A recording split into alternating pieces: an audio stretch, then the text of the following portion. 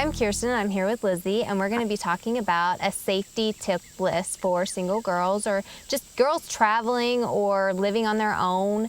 And Lizzie here with me does stuff in anti-human trafficking, so I go to her whenever I have a question. It's like, this seems strange, or should I not, do this, or should I be aware of this? And so we've traveled a lot, and she's given me a lot of great tips when we're traveling, like maybe you shouldn't wear that, or not that it's bad, but grunge down. And so she's going to be talking a little bit about some safety tips for single girls.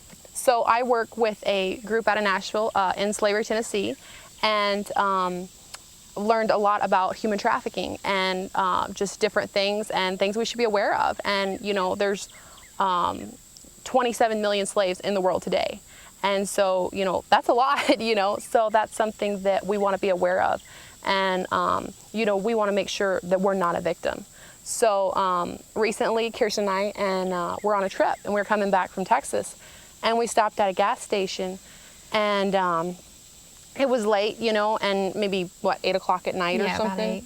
And we stopped to get gas, and it was hot, and we'd been traveling, and we were wearing like sleeveless, and it wasn't, immodest or anything. And we stopped at the gas station, and I put my jacket on before I got out, and it's like 102 degrees outside, and Kirsten's like, "What are you doing, Lizzie? It's really hot outside. You don't need to put a jacket on."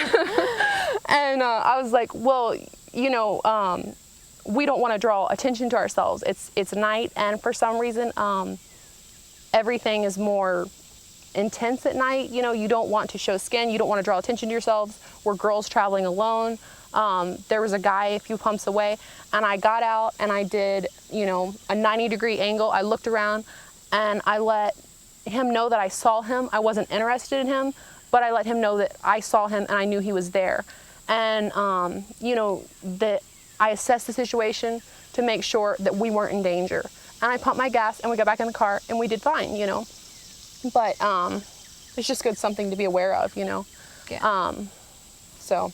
I know that you said after that, I was like, so what else? And you're like, well, I travel overseas a lot, and I always grunge down when I travel, which I'm like, I always thought you need to be put together when you travel. But it made sense when you started saying if you're grunge down, people aren't going to take notice of you, wear really loose clothes and just like sweatpants or something that just makes you look not your best. Right. And to me, it was just like, wow, I'd want to look my best when I'm traveling. People are getting a one-side impression of me.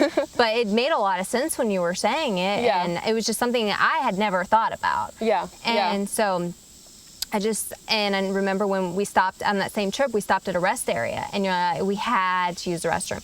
And so we stopped, and you're like, go really fast. I'm like, well, I want to stretch and everything. You're like, no. And you started giving me statistics on human trafficking that I had no idea. Can you talk about that a little bit more, rest areas?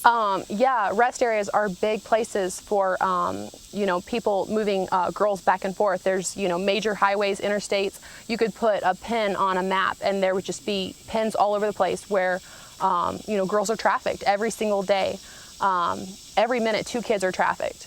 So that's a lot, and so, when you stop at a rest area, you don't want to be, taking it easy. There's truckers all over the place. Truckers are big, traffickers. They move girls all around. They service, they're considered Johns, which would be a man using a girl in trafficking, prostitution.